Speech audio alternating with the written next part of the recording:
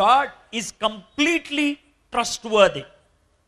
దేవుడు అన్ని సమయాల్లో నమ్మదగినవాడు. అయితే ఇక్కడ కూర్చున్నటువంటి వాళ్ళు కొన్ని పొరపాట్లు జరుగుతూ ఉంటాయి. ఎలాగ జరుగుతూ ఉంటాయి తెలుసా? ఉదాహరణకి ఇక్కడ నీళ్లు ఉన్నాయి. ఈ నీళ్లు నేను తాగొచ్చో లేదో తెలియనప్పుడు ఒకవేళ దగ్గుతూ ప్రసంగం చేస్తున్నాను అనుకోండి, దగ్గుకి పరిష్కారం పక్కనే ఉంది, కానీ నేను దాన్ని పొందట్లేదు. అవునా కదా? దేవుడు నమ్మదగినవాడు. ఆయన నమ్మకత్వాన్ని రుచించట్లేదు. కాబట్టి మీలో కొంతమంది కష్టాల్లో ఉన్నారు. మీలో కొంతమంది కష్టాల్లో, ఇబ్బందుల్లో, ఇక్కట్లో ఉండటానికి కారణం ఏంటంటే మీ పక్కనే ఉన్నటువంటి పరిష్కారాన్ని మీరు పొందలేకపోతున్నారు. మీరు దాన్ని రుచించలేకపోతున్నారు. అది ఏ ఏ పరిస్థితుల్లో అనేది ఈరోజు వాక్యంలోంచి మనం చూద్దాం. దేవుడు నమ్మదగిన వాడు అనేది మొట్టమొదట మనము ఎక్కడ చూస్తామనంటే, ఇప్పుడు మనం ఏదైనా ఒకటి సృష్టిస్తే, ఏదైనా ఒకటి తయారు చేస్తే, ఏదైనా ఒకటి కొనుక్కుంటే దాన్ని మనం కొనసాగించగలమా లేదో ఆలోచిస్తాం. ఉదాహరణ చెప్తున్నాను. కారు కొనుక్కునేవాడు ఎప్పుడైనా ఆలోచించేదని తెలుసా? కారుకి 5 లక్షలు 6 లక్షలు పెట్టి మామూలు ఆర్డినరీ లెవెల్ కారు కొనుక్కోవచ్చు. 6 లక్షలు పెట్టి కారు కొనుక్కున్నటువంటి వ్యక్తి ప్రతి నెల 2-3 వేల రూపాయలు పెట్రోల్ ఖర్చు పెట్టలేకపోతే కొంటాడా? కొండ. కారు కొనేవాడు నేను పెట్రోల్ ఖర్చుకి పెట్టగలనా లేదా అని ఆలోచిస్తాడు. నేను పెట్టగలను అని అనుకుంటే కారు కొనుక్కుంటాడు, లేకపోతే కొనుక్కోడు. సింపుల్గా ఏముంది, ఇక్కడికి వచ్చిన తర్వాత దోకరా అని అన్నాం అనుకోండి, చిన్నపిల్లలైతే వాడు వచ్చి అటు ఇటు చూస్తాడు. ఎందుకు చూస్తాడు తెలుసా? వాడు క్యాలిక్యులేట్ చేసుకుంటాడు, నేను దోకగలనా లేదా. దోకలేను అనుకున్నప్పుడు ట్రై చేస్తాడా? చేయలేడు. వాడికి నమ్మకం కుదిరితే దూకుతాడు, లేదా మానేస్తాడు. నేను ఎందుకు ఈ మాట చెప్తున్నానంటే, దేవుని యొక్క నమ్మకత్వాన్ని మొట్టమొదటిగా మనం ఎక్కడ చూస్తామంటే, దేవుడు నమ్మదగిన వాడు కనుక మనల్ని సృష్టించాడు, లేకపోతే మనం సృష్టించేవాడు కాదు. మీలో కొంతమంది నేను దేవుని సృష్టి అనే ప్రశ్న ఉండొచ్చు. దేవుడు నన్ను సృష్టించాడా, దేవుడికి నా గురించి తెలుసా అనే ప్రశ్న ఇవ్వక ఉండొచ్చు. 1996 సంవత్సరంలో నేను మొట్టమొదటిసారిగా తండ్రిని అయ్యాను. సెప్టెంబర్ 7వ తారీఖున సాయంకాలం 5:20 నాకు పాప పుట్టిందని మా మామగారు చెప్పారు ఫోన్ చేసి. నేను వేరే చోట ఉన్నాను, నా భార్య ఏమో ఎక్కడో వేరే చోట ఉంది. అప్పట్లో సెల్ఫీలు, వాట్సాప్లు లేవు. గబుక్కని ఫోటో తీసి ఇదిగోండి మీ కూతురు ఇలా ఉందని చూపించడానికి. కాబట్టి మనం వెళ్ళి చూడాల్సిందే. కాబట్టి వెయిట్ చేస్తా ఉన్నా రేపు వెళ్ళి చూడాలని. ఆ యొక్క ఆతృతల్లో నాకు చాలా టెన్షన్ ఉంది, నా కూతురు ఎలా ఉంటుంది ఏంటి అని. కొద్దిసేపు ప్రార్థన చేశా, కొద్దిసేపు అటు ఇటు తిరిగా. తర్వాత నాకు ఒక విచిత్రమైన ప్రశ్న వచ్చింది. నాకు పుట్టినటువంటి అమ్మాయిని నా కూతురు అని ఎందుకు అంటున్నాను? నా నుంచి ఆమెకి ఏమి వెళ్ళింది, ఏమి వెళ్తే నా కూతురు అయింది అంటే చెడ్డగా ఆలోచించడం కాదు, కొంచెం సీరియస్గా ఆలోచించి ఎందుకని నా కూతురు అంటున్నాను ఆలోచించి ఇక టెన్షన్ తట్టుకోలేక నేను ఫోన్ తీసుకొని డాక్టర్ లిల్లీ ఎబ్నేజర్, ఆవిడ గాంధీ మెడికల్ కాలేజ్లో వైస్ ప్రిన్సిపాల్. అప్పట్లో ఎంబ్రియాలజీ అంటారు ఒక సబ్జెక్ట్ పేరు, అంటే గర్భంలో శిశువు ఎదుగుతూ ఉంటాడే దాని గురించి ఆమె డాక్టర్ అన్నమాట. ఆమెకు ఫోన్ చేశాను, డాక్టర్ గారు నాకు పాప పుట్టిందన్న. వెరీ గుడ్ రా, బాగా పరిచయం నాకు. ఆ తర్వాత ఆవిడ ప్రశ్న అడిగా, ఆంటీ షారన్కి ప్రాణం, అంటే దానికి షారన్ అని పేరు పెడదామని ముందే అనుకున్నాం, షారన్కి ప్రాణం ఎక్కడి నుంచి వచ్చింది అని అన్నా. ఎందుకు వచ్చింది రా ప్రశ్న నీకు అన్న. లేదంటే నాకు తెలుసుకోవాలన్నది. ఆవిడ నవ్వుతూ ఏమన్నదంటే, అరే కార్జ్యం, గుండెకాయ, ఊపిరితిత్తులు ఇలాంటి ఏది చూపించమన్నా నేను చూపిస్తాను రా, ఓపెన్ చేసి. బ్రెయిన్ చూపించమంటే కూడా చూపిస్తా, రక్తం చూపించమంటే కూడా చూపిస్తా. ప్రాణం చూపి అన్నాం అనుకో, నేను చూపించగలనా? చూపిలేను. కంటికి కనబడనటువంటి ప్రాణం ఎక్కడి నుంచి వచ్చిందంటే ఏం చెప్తాను రా, చెప్పు. ఎక్కడి నుంచి వచ్చిందంటే ఏం చెప్తాను? నాకు దిమ్మ తిరిగింది, నిజమే కదా. అప్పుడు ఆవిడేముందో తెలుసా, డాక్టర్గా ఈ మాట చెప్తున్నా, మా మెడికల్ పుస్తకాల్లో ఎక్కడా కూడా లైఫ్, జీవం అంటే ఇది అంట నిర్వచనం లేదు. జీవానికి నిర్వచనం ఇవ్వలేనటువంటి నేను జీవం ఎక్కడి నుంచి వచ్చిందంటే ఏం చెప్తాం రా, చెప్పలేం. నేను చెప్పలేను. అంటే నేను చాలా ఆశతో మీ దగ్గరకు వచ్చాను, మీరు చెప్తారని అంటే, అరే డాక్టర్గా చెప్పలేను అన్నాను అంతే. మరి ఎలా చెప్తారు? నేను దేవుని బిడ్డగా చెప్పగలను జీవం ఎక్కడి నుంచి వస్తుందని. ఎక్కడి నుంచి అంటే అని. మెడికల్ భాష నాకు చెప్పదురా ప్రాణం ఎక్కడి నుంచి వస్తుందో, కానీ బైబిల్ చెప్తుంది ప్రాణం ఎక్కడి నుంచి వస్తుంది అని. ఆమె ఒక చిన్న మాట ఉంది, కలిగి ఉన్నది ఏది ఆయన లేకుండా కలగలేదు. జీవం దేవుడి దగ్గర నుంచే వస్తుందిరా. అవునా అంటే అంటే మరి సినిమాలో డైలాగ్ వేస్తారు కదా, అంటే నా రక్తం పంచుకు పుట్టావురా, నా పేగులు తెంచుకు పుట్టావురా అని అంటారు కదా, అంత ఉత్తెత్తులేరా అది అన్నది ఆవిడ. అని మీకు విషయం తెలుసా, ఆవిడ అన్నది, అరే నీ బ్లడ్ ఏంట్రా అన్నది. అంటే నా బ్లడ్ ఓ పాజిటివ్, నీ భార్యది బి పాజిటివ్, వెళ్ళి నీ కూతురు బ్లడ్ చూడు, ఈ రెండు ఉండదు దానికి అని అన్నది. నిజమే, నా కూతురుది బి నెగిటివ్. అంటే నా భార్య దగ్గర నుంచి వెళ్ళా బ్లడ్, నా దగ్గర నుంచి వెళ్ళా. నా దగ్గర నుంచి వెళ్తే ఓ పాజిటివ్ ఉండేది, నా భార్య దగ్గర నుంచి వెళ్తే బి పాజిటివ్ ఉండేది, ఆమె బి నెగిటివ్ ఉంది.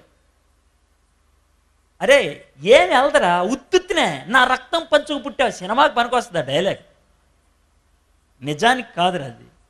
మరి ఎలాగంటే అనంటే అప్పుడు అన్నది 139వ కీర్తనలో ఒక 4 వచనాలు ఉన్నాయిరా, దేవుడి నమ్మకత్వం ఏంటో అక్కడ తెలుస్తుంది అన్నది. చూద్దాం ఒకసారి.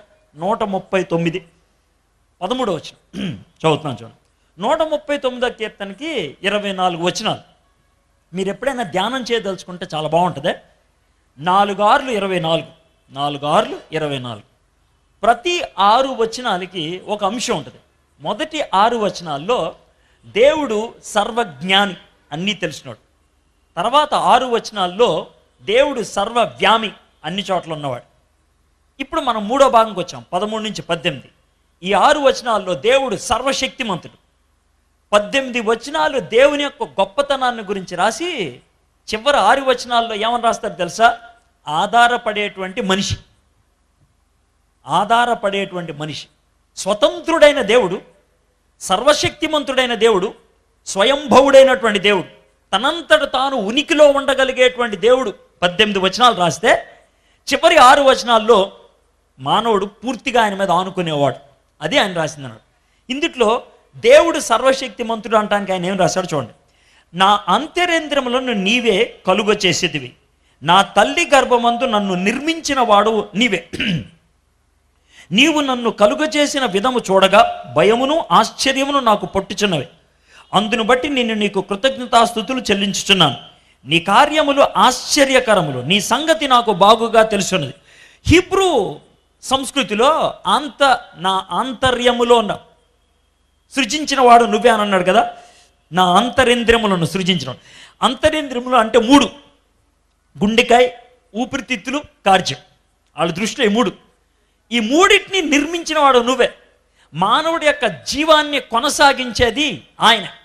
ఎంత నమ్మదగిన వాడు అనంటే ఈ 3టిలో ఒకదాని గురించి ఆలోచిద్దాం. ఇప్పుడు మనకి పొలం ఉంటుంది కదా, ఈ పొలంలో నీళ్లు పంపు చేయడానికి మోటార్ ఉపయోగిస్తారు. ఆ మోటారు మహా అయితే ఒక 5 గంటలు, 6 గంటలు, 7 గంటలు పనిచేస్తుంది. అంతకంటే ఎక్కువసేపు కనుక మోటార్ పనిచేసింది అనుకోండి, అది వేడెక్కి కాలిపోతుంది. ఇప్పుడు ఈ మీటింగులు నడవడానికైనా బయట జనరేటర్ పెట్టారు కదా, ఈ జనరేటర్ కొన్ని గంటలు పనిచేస్తుంది. ఆ తర్వాత దాన్ని ఆపేయాలి, లేకపోతే ఆడేమంటాడు తెలుసా, సార్ హీట్ ఎక్కిపోయింది సార్ అని అంటాడు. అర్థమైందా? అది మోటార్ పనిచేసే విధానం, జనరేటర్ పనిచేసేటువంటి విధానం.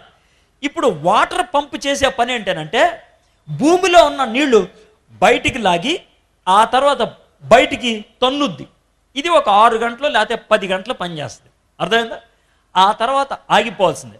కానీ మన జీవితం స్టార్ట్ అయిందంటానికి మనలో ఒక పంపు స్టార్ట్ అయింది. మనలో కూడా ఒక పంపు, దాన్నే గుండెకాయ అంటారు. ఈ గుండెకాయ చేసే పని ఏంటి తెలుసా, కాళ్ళ దగ్గర నుంచి రక్తాన్ని ఇక్కడికి లాగుద్ది, ఆ తర్వాత ఇక్కడ క్లీన్ చేసి ఇక్కడికి తన్నుద్ది, అప్పుడు ఇది పనిచేస్తుంది. అర్థమైందా? మన శరీరంలో రక్తం నిమిషానికి 12 సార్లు ప్రవహిస్తుంది. పుట్టినప్పటి నుంచి ఇప్పుడు దాకా జరుగుతూనే ఉంది. ఒక 5 నిమిషాలు గుండెకాయ రెస్ట్ తీసుకుంటానంటే ఎలా ఉంటుంది చెప్పండి నాకు. మీరు పడుకొని నిద్రపోవచ్చు, కానీ మీ గుండెకాయ రెస్ట్ తీసుకుంటుందా? లేదు. ఈ గుండెకాయకి స్విచ్ దేవుడు నొక్కాడు, అది ఆన్ అయింది. మళ్ళీ ఆయన నొక్కేదాకా దాన్ని ఎవడ ఆపలేడు. దేవుడు నమ్మదగిన వాడా కాదు చెప్పండి. దేవుడు నమ్మదగిన వాడు కాదంటే నీ గుండెకాయ స్విచ్ నేను నొక్కుతాను రా అంట. అప్పుడు తెలుసుద్ది నమ్మకత్వం అంటే ఏంటో. నా అంతరేంద్రియములను నిర్మించినటువంటి వాడు నీవే అని అన్నాడు. అవునా కదా? ఇప్పుడు మన ఇంట్లో అది ఇది ఫిల్టర్లు ఉంటాయి కదా, ఆ ఫిల్టరు మనం 2-3 రోజులు వాడిన తర్వాత ఏం చేయాలి? దాన్ని కడగాలా లేదా? కడగకపోతే మట్టి అతుక్కొని కిందకి నీళ్లు రావు. మన కిడ్నీ చేసేది అదే పని. దాన్ని మన కిడ్నీని అవడానికి కడుగుతున్నాడు వెళ్ళి, కడగట్ల, అది రోజు పనిచేస్తూనే ఉంది. అవునా కదా? ఎంత బ్యూటిఫుల్ ఆలోచించండి. దేవుడు అంతరేంద్రియములను నిర్మించిన వాడు ఆయనే. ఒక శాస్త్రీయమైన పద్ధతిలో చూడాలనుకుంటున్నాను. పిండము అని తెలుగులో రాశారు కదా, సైంటిఫిక్ భాషలో దీన్ని జైగోట్ అంటారు. జైగోట్ అంటే భార్యాభర్తలు ఇద్దరు కలిసినప్పుడు జీవం ఉత్పత్తి అయితే తొలి దినాన్న ఉండేటువంటి కణం ఉంటుందే, దాన్ని జైగోట్ అంటారు. ఎంత చిన్నగా ఉంటుందంటే ఒక చెంచాలో 500 కోట్ల జైగోట్లు పట్టు. ఒక చెంచా అంత చిన్నగా ఉంటుంది. అంటే ప్రపంచం ఇప్పుడు 730 కోట్లు. కొంచెం పెద్ద చెంచా అయితే ప్రపంచం మొత్తాన్ని ఒక పెద్ద చెంచాలో పట్టేసుకోవచ్చు. జైగోట్ అంత చిన్నగా ఉంటుంది. అంటే మనం మొదటి రోజు అంత చిన్నగా ఉండేవాడు. నేను పిండముగా ఉన్నప్పుడు నీ కన్నులు నన్ను చూచింది. నేను ఎలా ఉండాలనుకున్నానో నువ్వు చూసావు. దీన్ని ఎలా అర్థం చేసుకుంటాం? ఒక పెయింటర్కి ఓ పెన్ను కాగితం ఇచ్చి బొమ్మ గీరా అంటాం, గీస్తాడు కదా. అయితే మిమ్మల్ని ప్రశ్న అడుగుతా, కాగితం మీద ఆయన బొమ్మ ఏదైతే గీశాడో, కాగితం మీదకి ఆ బొమ్మ రాకముందు అది ఎక్కడుంది? ఆ బొమ్మ ఆడ బుర్రలో. అవునా కదా? అంటే మన అమ్మ కడుపులో రూపం రాకముందు ఆ రూపం ఎక్కడుంది? దేవుడు బుర్రలో. అదేగా ఈయన అంటుంది. అంటే ఇప్పుడు నువ్వు ఉన్నటువంటి హైటు, నువ్వు ఉన్నటువంటి వెయిటు, నీకున్నటువంటి ఎంటుకలు, నీకున్నటువంటి కనుబొమ్మలు, ఇవన్నీ ఎవరి రూపకల్పన? దేవుడి రూపకల్పన. ఆయన నమ్మదగిన వాడా కాదా? అందుకే కదా అట్లా సృష్టించాడు. పైగా ఇప్పుడు కిన్లే బాటిల్ ఉందనుకోండి, 2 కిన్లే బాటిల్ పక్క పక్కన పెడితే ఏమన్నా తేడా కనబడుతుందా? ఏం కనబడదు. 100 పెడితే కనబడదు, 1,00,000 పెడితే కనబడదు. ఎందుకంటే ఒకే మిషన్లోంచి వచ్చేసే ఇవన్నీ అన్నీ ఒకేలాగుంటాయి. కానీ ఏ ఇద్దరు మనుషులైనా ఒకలాగా ఉంటారా? ఉండరు. తెలుగులో మళ్ళీ సామెత ఉంది, ఏంటి తెలుసా? అది కూడా సుత్తి సామెత అంటానికి ఇదే రుజువు. మనిషిని పోలిన మనుషులు 7 ఉంటారంటరా అని. ఇది చెవులో పువ్వు పెడతాం అంటారు. అంటే ఈ 7కి ఒకటే పాస్పోర్ట్ ఉంటుందా? పాస్పోర్ట్ ఏలుముద్ర ఒకటేగా ఉండేది. ఈ 7కి ఒకటే ఆధార్ కార్డు ఉంటుందా? ఈ 7కి ఒకటే జియో సిమ్ ఇవ్వాలా? మీ భాషలో చెప్పాలంటే లేటెస్ట్. మనిషిని పోలిన మనిషి ఇంకొకడు లేడు. బయటికి కనబడచ్చు కొన్ని రూపురేఖలు, కానీ పూర్తి వ్యక్తి మన లాంటోడు ఈ ప్రపంచంలో ఇంకొకడు లేడు. దేవుడు మనల్ని ప్రత్యేకంగా తయారు చేశాడు.